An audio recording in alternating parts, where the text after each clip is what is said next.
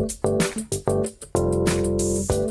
this is Design Lota. The podcast about life as Indian designers. I'm Angie. And I'm Sushi.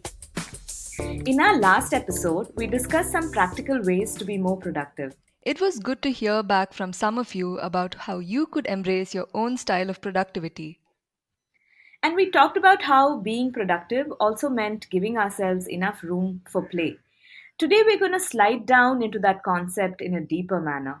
Ooh, underground slide. I spoke to Aditi Agrawal from Studio Gudgudee. That sounds like so much fun. I really like the name. Listen Yeah. to discover a world beyond just swings and slides.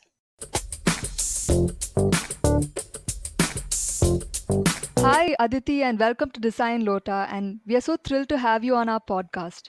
So, what have you been up to? Lots of things. And thank you, Sushi, for having us here. Yes, so why don't you start by telling us your story and how you found yourself in the niche of designing equipment for play? So, this is a story that's often repeated by me and Anjali both at different occasions. So, it started a while back when we were still students at NID studying furniture design. Okay. There was this one course called Design for Special Needs where we had to design for a population whose needs are different from the mainstream population. Hmm. So we somehow chose children with special needs. And to understand, because we had never interacted much with this group, so we used to go to this Blind People's Association in Ahmedabad. It had a school which catered to different kinds of disabilities, and it had all age groups of children there. So we used to go sit through their classrooms to understand their activities, their behavior, their daily routine, and everything, Right. to really understand them and come up with some design problems and solutions for the sake of our project. Hmm. We went there for a week long thing, and during this process, we realized that this set of children had never gone outdoors to play. Oh. And that came out as a real shock to us because all of us, at least I believe then, have their most cherished childhood memories while playing outdoors. And here is this one group which has never gone out to play. Hmm. So that really like shook us. And when we delved further into the reason as to why this is so, there were two main reasons for the same. So one was this lack of play equipment that can cater to their needs. So the existing play elements are unsafe for them. And secondly was the huge social stigma attached to disability. I mean, even if a child or their parents would muster their courage and effort to go up to a play area just to even sit, sometimes the comments and sometimes the treatment meted out by others is not so kind. And therefore, it's a real discouragement to be in the public spaces like that. So that set us off to think of how can we solve this problem being designers. And we came up with this idea of creating an inclusive playground where children with and without special needs can play together. Why this inclusion was important was to build empathy at a younger age to understand children with special needs and not see them as recipients of sympathy, but see them as equal and perhaps slightly different than what you are. They're actually much more capable than what meets the eye. Yeah. So our first instinct while thinking of this inclusive play area was to make the existing play equipment safe for them by adding seat belts and railings and everything to support them. But then Hmm. we quickly scrapped this idea because we realized that if we do that, the other children would never come to this playground to play because it will make it more exclusive for the children with special needs. It will demarcated that this is a playground for them Hmm. while there are other playgrounds for other children. So that's what we didn't want to do. So we really started looking at why do children really play? What is the need of playing at all? Hmm. And we talked to a lot of child psychologists, met a lot of parents, teachers, different curriculums, teaching pedagogies, and everything. And we realized that play is an essential part of growing up, so much so that it's nature's way of developing a child's brain. So, if it's so essential, it Hmm. needs to be treated like education with as much importance. And while playing, children learn very important social skills of negotiation, of making friends, fighting with them, patching up with them, which cannot be taught in a classroom. Right. They also develop their gross motor skills, their fine motor skills, they develop their imagination, and all of these different kinds of skills that they need while growing up can be easily acquired through play. So, when play is such an important part of their lives, then why are our playgrounds restricted to only swings and slides? There is a major disconnect between the two. So Hmm. that's how we started looking at playgrounds differently. We thought of making a sensory play area where children of all abilities can enjoy at the same way, which does not really create barriers. This is for you, this is not for you, kind of a thing. So we designed some elements and then we happened to show it to the school administration, and they said let's build it. And then fortunately we found a funder in Mr. Praful Shah, and we built the playground over the next semester. That's We great. missed the entire semester, but Quite an achievement. yes. So that's how we got into play and design for play. Wow. So, what were some of the challenges that you found while designing for the children of various abilities? One thing is that like definition of inclusion is also different for different people. Right. So for a lot of places, making a playground inclusive means making it wheelchair accessible. Hmm. So providing ramps for that and everything. But we see it as slightly different. We see a space where there is something for everyone. Hmm. It might be that a wheelchair user cannot use two products out of the 10 in that space, but he would have the other eight to enjoy with others. So, our approach is to make it sensory in such a way that it caters to different Hmm. people. It might not be everyone at all the times. So, for example, for sound, we use telephone pipes. It's inspired from this age old game of tying thread to the tin cans and hearing from one end to the other. Yeah. This is a very fun kind of a play element, and we have seen children enjoy it, we have seen adults enjoy it. Every time the labor and the workers install it, they also play on it. It's wheelchair accessible. It's suitable for people with visual limitations. A simple game starts to transcend boundaries of age and ability. Then, for example, wind chimes or a lot of these musical elements or drums and tambulums that we have. Hmm. Then another aspect is of smell. So, how do we define different zones with smell? So, can we guide a person with visual limitations through smell? So, for example, one movement zone can be planted with roses, for example. Not roses, roses is a bad example, sorry, because they have thorns, so it's not a great Okay, art right. for the. Maybe Jasmine. Yes, jasmine is great. So, planting jasmine in the movement zone or a ajwain in another zone. So, even without seeing, they know where they're heading towards, right? Hmm. Then, something to do with textures. So, we put a lot of textures in our interactive wall, in the pathways that we do. So, that also starts to transcend different boundaries. So it's Yes. not just one linear space, but then every surface kind of becomes an interactive element in such a space. Yes. You were mentioning that while people are installing the playgrounds, they tend to play with the telephone pipes and other equipment. Yes. It sounds Always. very tempting. The act of playing is often associated only with children, right? Typically, you say children are playful. But adults have gyms and spaces as well, but then these are very organized and kind of structured, and there's a certain decorum that they have to maintain. Do you think adults could benefit from unorganized or minimally structured playing? Definitely, I think so.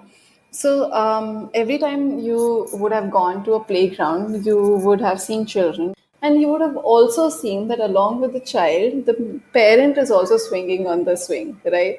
And Yeah, until the guard shows them away. exactly. So, adults do love to play, but they are given fewer opportunities, and also it's not just the spaces, but also it's not allowed because they are grown up and they have to act in a certain way. So Hmm. sometimes we put those barriers on ourselves.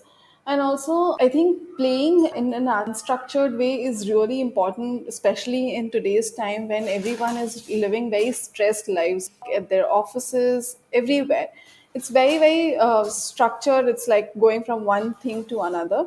So having some time to yourself to just Right. like jump around or just like laugh, I think can build better bonds than hours of conversation. And playing, especially for young parents and children, can help them build better bonds together. So I think definitely there has to be spaces where adults can also just loosen up and play and have fun. And often we also see grandparents accompanying children Yes, to yes, playgrounds. yes. Do you think the ones which are equipped to be more inclusive can also be inclusive to grandparents? Yes, definitely. I think so. And again, in an age where different generations are getting more isolated from one another, I think playgrounds can really help build those bonds for grandparents and grandchildren to play together. And this again brings up this point about public spaces and how there aren't many public spaces where one can just go there and lounge and just, for free. Yes, yes. If you look at many of these spaces today, which are landscaped parks and many such zones which are supposed to be for relaxation in the outdoor space, many of them need an entry fee, and Exactly. it kind of becomes restrictive, so it kind Definitely. of also divides Yeah, class. yeah.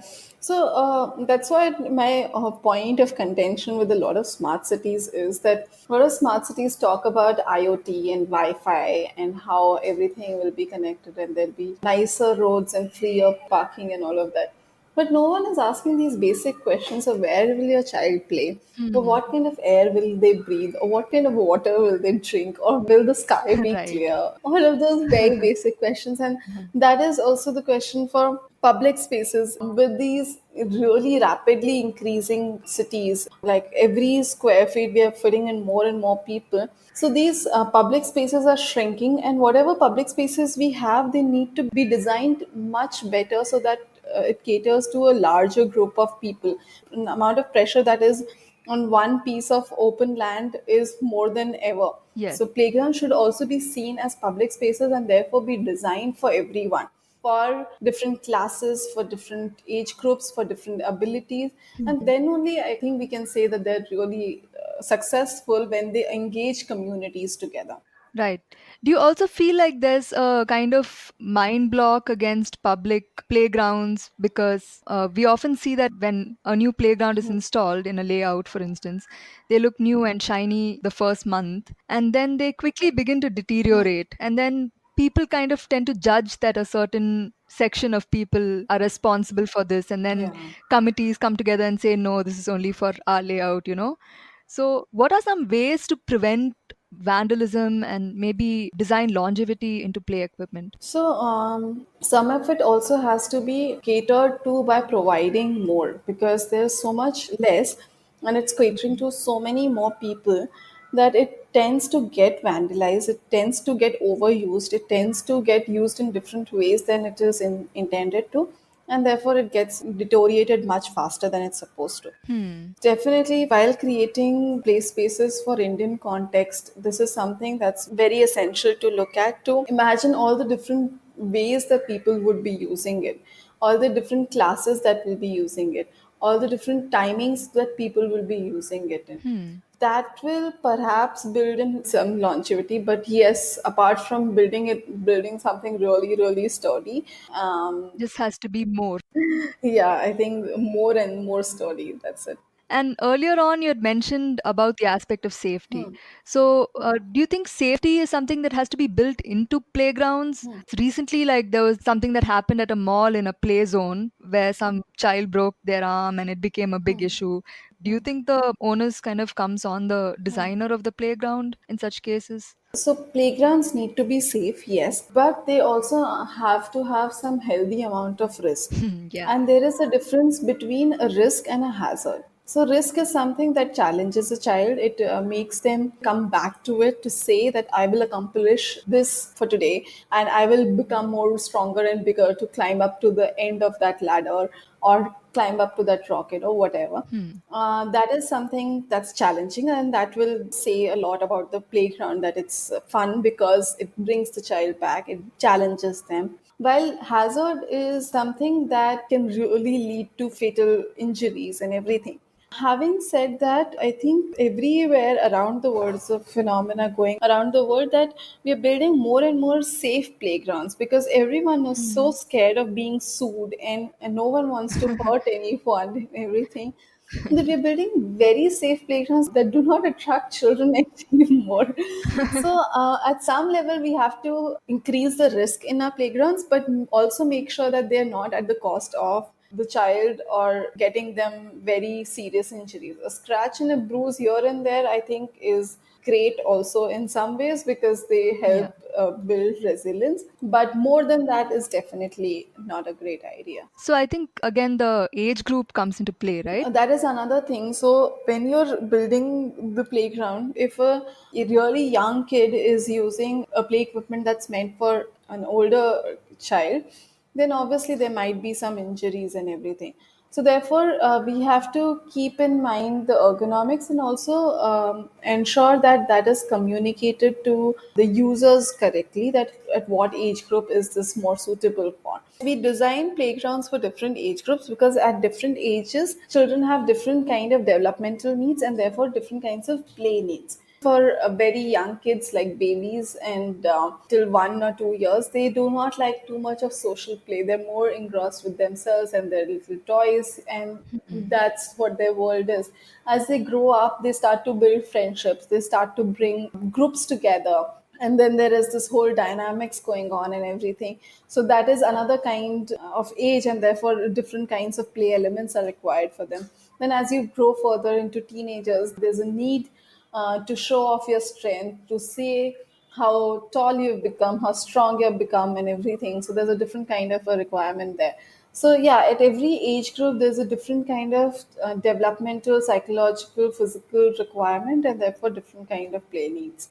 Right. So can you walk us through a typical design process? Yes, so whenever we are approached by anyone, usually what happens to set up a playground is that you look through a catalog, you select a few products, and you just put it in. Okay. But we try and get more context to understand the needs of the space and therefore suggest the elements. So once someone approaches us, we try to understand the context by understanding the space, the number of children it's going to cater to, the age of the children that it's going to cater to, the budgets, the geographical context. Is it too hot? Is it too rainy? Is it in a public space? Is it in a school? Is it in a Hmm. residential complex? All of those affect the kind of play elements that have to be there. After understanding that, we move on to deciding what kind of concepts and play ideas can go in. We start with some sketches. While we are doing that, we try and divide all of this, the space into zone, and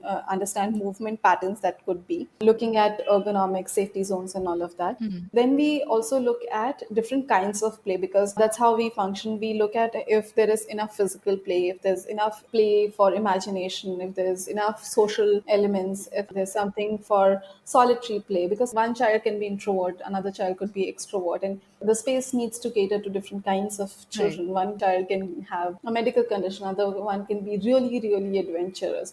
So there have to be those different levels. So how do you build in those levels Hmm. in a play area? Interesting.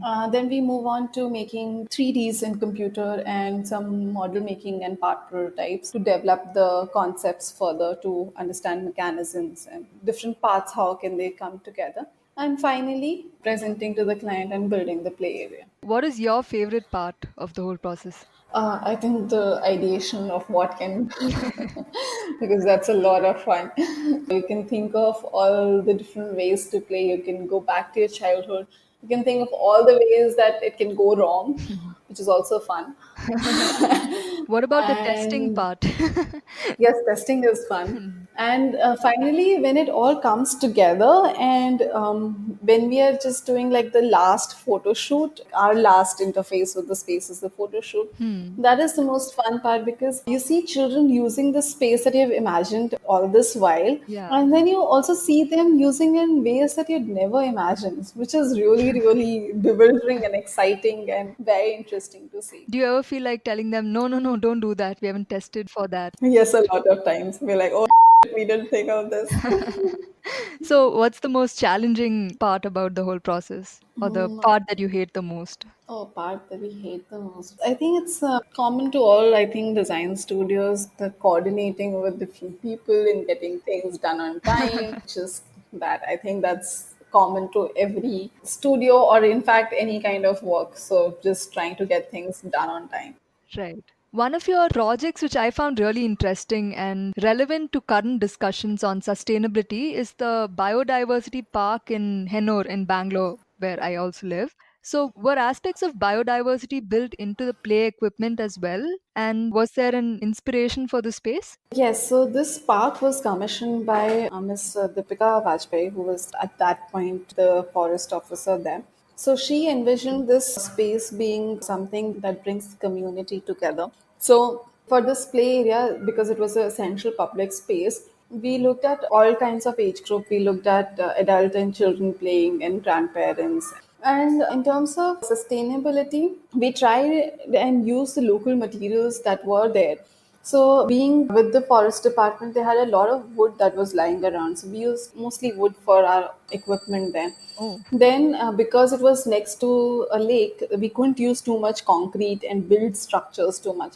So hmm. that's why, apart from that big wall, there is no concrete in that space. Also, we had to make the stuff vandalism proof and everything. So, yeah, Biggest challenge.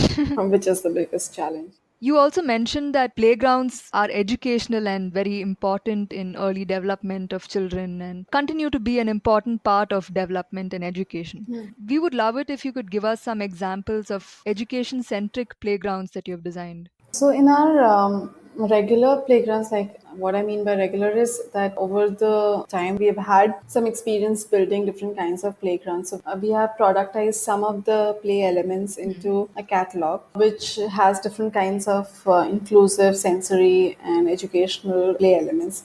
So in educational play elements, we have abacus, lollipops, and those kind of different elements that help you explore light and explore imagination. But one project that has been very centric to education has been at Agastya National Foundation in Kuppam. Okay. So Agastya is a really amazing NGO that aims to build or spark scientific curiosity amongst rural children. Okay. So they have a huge campus in Kuppam where they have demonstrated different kinds of science-based learnings and activities Okay. in very hands-on experiences.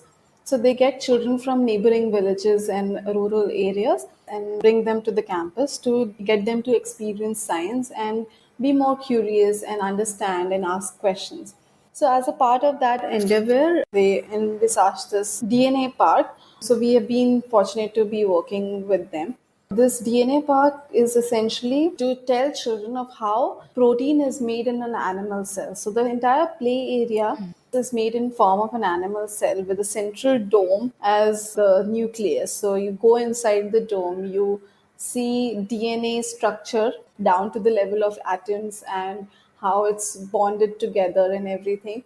You solve the DNA puzzle. So the process is entirely gamified. So Wow. in that process of solving the DNA puzzle, you yourself become RNA, and then you exit the nucleus dome and go through the endoplasmic reticulum and Hmm. Golgi complex to go to the lysosome and get your cycles. And as you're cycling around the cell, you transform into amino acid and proteins, and some protein stays inside the cell and some exits. So in a very simple gamified version, it tells children of a very complicated science principle. So I think if I had that, I would have never forgotten all of this. Yeah, now that you've said all this, I feel like going back there and relearning everything. Now everything is on my tips because Yeah, I think it'll be like etched in your memory now. yes, yes, yes. So you mentioned that you kind of have a catalog with the play equipment categorized. So do you also cater to customers who want to buy things off the shelf, like individual swings or individual equipment that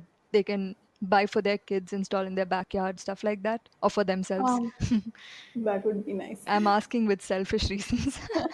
So yeah, there have been people who take different elements directly from the catalog because not everyone has the time or resources to go through the entire design process of the play space. Since we have had some experience, we put together a catalog which can cater to different kinds of contexts, age groups, and materials and everything. And you can select from that, you Hmm. can customize the colors, and sometimes if you want materials as well, and ship it to you, install it for you, and that's ready. So, yes. So I also see news and we read on various office websites that they have a really cool office, with swings instead of chairs. And Google was famous for this slide that they had, which took people from one floor to the other. So what do you feel about designing play into the workspace? Do you think it could be counterproductive? I think it's a great idea. I don't think it will be counterproductive. Mostly because sometimes you're so engrossed in work and you're just like so stressed. I think these little things can just like quickly snap you out of that. Hmm. And I think those elements can be great stress busters. So, Think they could put you in a state of relaxed attention or whatever, so that something is happening in the background, but you're yes, enjoying yes, yourself and not yes. stressing about getting it done. When I was a kid, right, we used to have a lot of these. I think with all 90s and 80s kids, we used to have a lot of game arcades and amusement parks, which we used to go to on holidays with our families. And these kind of arcades and amusement parks have been in India for around 3 decades now. But nowadays, do you think you see a decline in their popularity, or do you think they're still going strong? We just don't go there anymore. We as adults don't go there anymore, but perhaps they're going fine. Also, there's a major change in way people used to access them earlier and now. Hmm. So, same or similar activities are now with everyone at their fingertips, especially the video games and everything. So now no one has to go to a gaming arcade to really play them. There are better versions of those available to them at their homes. Hmm. Kids nowadays, since they have everything on their fingertips and there's nothing very new that's being done in these gaming arcades except for the VR and AR, I think there is. I don't know that industry to say with complete confidence, but I think there might have been some decline there. Right. So, do you think, I mean, yeah, it's obvious now, technology has influenced play in our daily lives. So, how do you think technology can be integrated into physical play outside the scope of an Xbox or a Wii? I think tech has become like a really big part of our lives. We really can't get away from it. There's tech in everything. Hmm. But because of that, sadly, we are also becoming a generation of indoor people. We live indoors, we eat indoors. So every activity is now done indoors as opposed to what it was done earlier, which was at least some bit of it, if not all, was done Hmm. outdoors.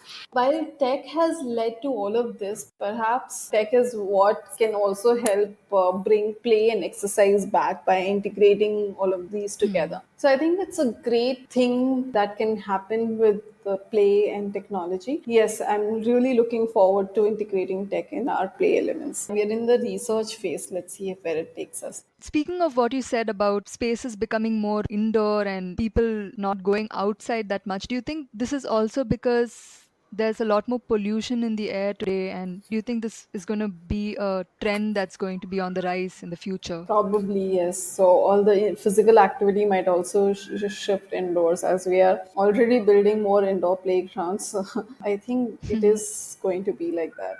So, all the playgrounds that you design, there are various elements which make it interdisciplinary, right? So, though you're from a furniture background, I'm sure there's a graphic element, a textile element, of course, an engineering element. Do you find that it's important for designers to dabble in various disciplines other than their own? I think definitely it's a great idea to dabble in different disciplines because each discipline has its own ways of approaching a problem. Hmm. And when you dive in different kinds of discipline and different kinds of methods, you really understand their perspectives to problem solving, which you were not really aware of earlier. Right. That is something that helps you look at your own problem differently and solve it in a much better manner, more holistic manner, because you have seen it from the other side as well, while you were earlier seeing it from only one angle.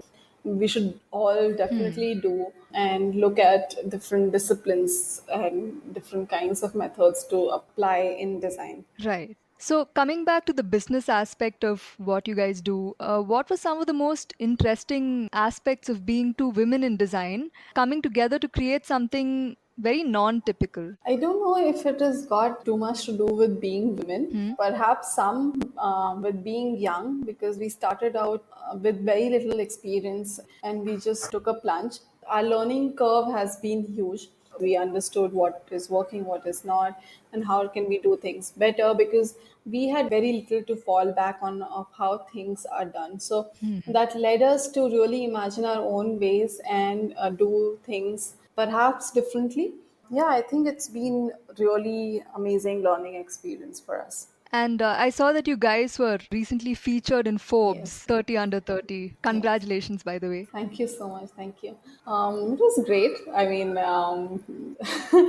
it's interesting how people start to see you differently after one publication. It was also sort of a validation that came at that point of time, Yeah. because sometimes you're on this journey and you're sometimes wondering, what am I doing? Is it going right? I'm wasting time. So encouragements like these really help you validate, yes, that somewhere you are doing something right, perhaps. And I think as a design community, also, all of us kind of rejoiced because it's not every day that you get to see a designer in like featured by a business magazine. And I think it's like Yes, kind of encouragement for all of us to keep doing what we're doing and just enjoy the process yes, yes. of play. Or design. Speaking of this whole idea of play in work that we do, as designers, we don't have a typical desk job, right? And the best ideas come to us when we're playing around and not intentionally trying to solve a business problem. How do you think product and spatial designers can be more playful in their approach, even as many of the projects that we have to deal with have very tight budget and time constraints in almost every industry? I don't know the answer to this, but perhaps do what you like. I think that will be playful. Even in tight deadlines or something, if you like to create a nice things to do list for yourself, even if it means wasting another 5 minutes on it, that's all right. I think that's playful. As a community, we're always late, aren't we? Yes, yes, but Maybe you should design some play equipment that'll help designers learn how to keep time. we can do that. Because the watch isn't working, obviously. Yeah. What is the one piece of advice that you would like to give design students and young designers of all disciplines? So I think while you are in a university or college, you're in this really safe space where you can freely experiment and explore. Hmm. There's no industry pressure, there is no deadline, there are no really tight budgets, But you're kind and of there's no. broke. Yes, you're kind of broke, but you're really creative also at that point to think of doing things at real tight budgets and everything. And there's no client to say that this is not done well and this is not what I Yeah. wanted. So this is essentially a time when you can really go crazy with your experiments and do whatever you want. And that's what I think you should also do. Just like not be afraid of taking risks and just go for it, because those experiments and explorations that you do at those times is what will really feed you for the rest of your time, because that will build that mindset of really exploring, going out of your way. And also some experiments which would have failed then might work much Hmm. later on when you have more wisdom, perhaps. Yeah. At least that's what happened to me and Anjali, that our classroom project is now what we're doing full time with our That's lives. great.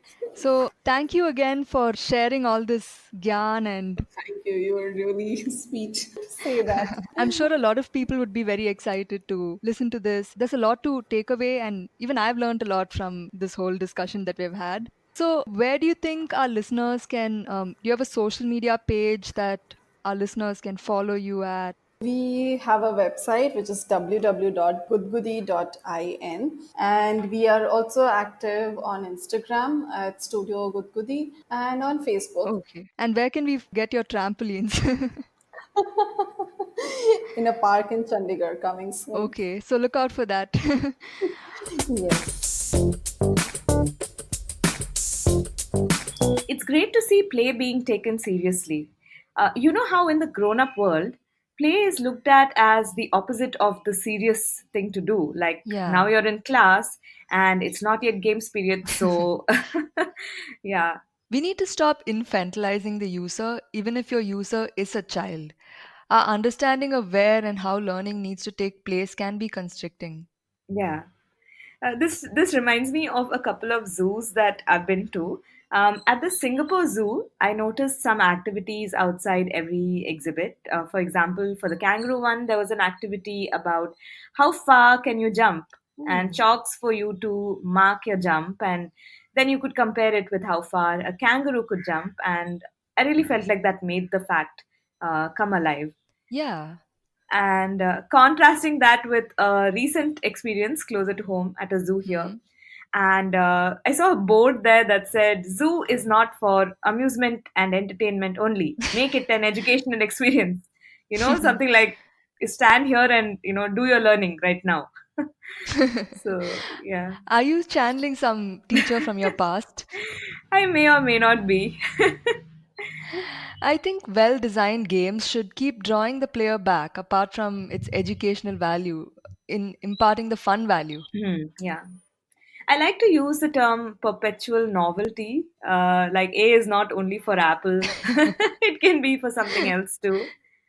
It's good to create learning moments rather than force an activity which checks all the boxes of learning.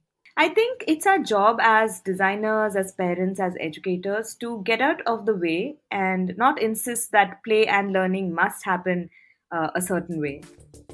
Hey listeners, what is play to you and how do you design it into your work? Tweet to us at Design Lota so we can take a swing at it too.